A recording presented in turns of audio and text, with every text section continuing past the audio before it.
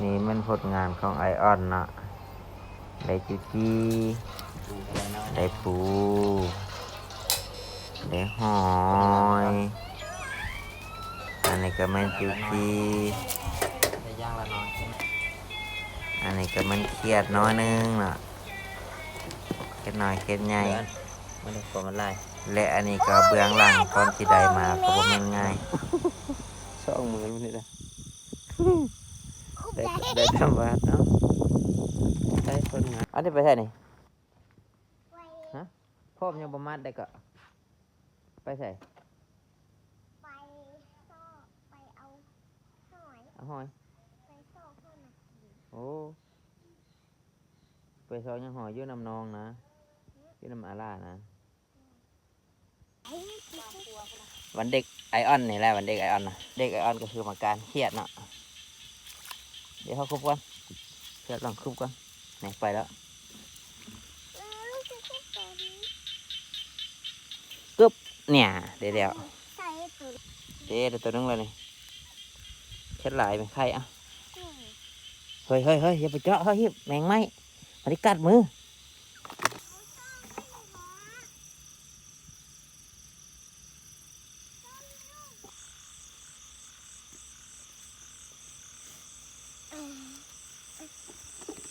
เดี๋ยวมันไป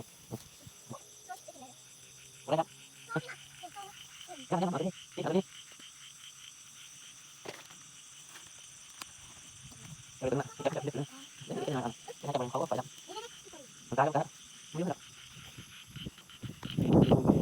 ไปแล้วไปเดี๋ยวไป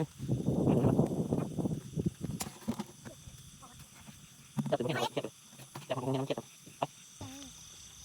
งูเขาก็ได้ เยี่ยมแม่ งูน้อย แค่ตัวน้อย ไปเยี่ยมยังเรามันก็ห้ากินพอมันนะน้องซื้อครบได้ปะตึ๊บ ช่องมือมันนี่แหละ คุบ ได้ ได้ ได้ทำวัดเนาะ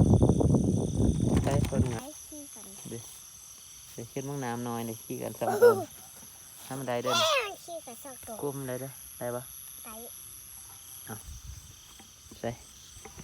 ที่แค่น้อยละอันนะตัวใหญ่จับบ่ได้นะหมูโอ้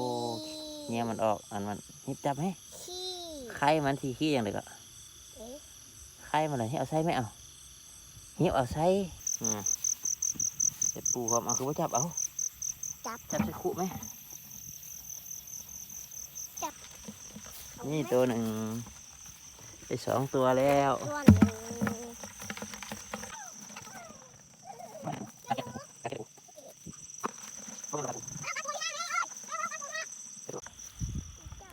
นเป็นเพื่อ เป็นจูจี้นี่นะคุณน่ะมันก็ได้บ่เอาวะถ้าแม่เนี่ยเอาวะ แม่เอาจิ๊จี้บ่แม่ เอามา เอาจิ๊จี้บ่พี่แม่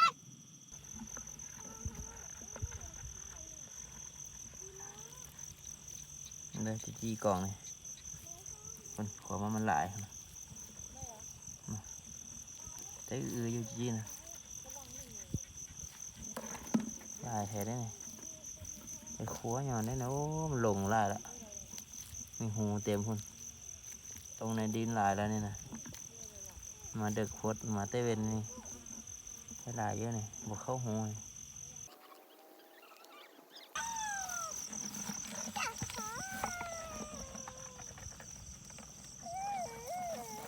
ด้วยเด็ดตะปู การเครียดเด็ดตะปู การเครียดเด็ดปู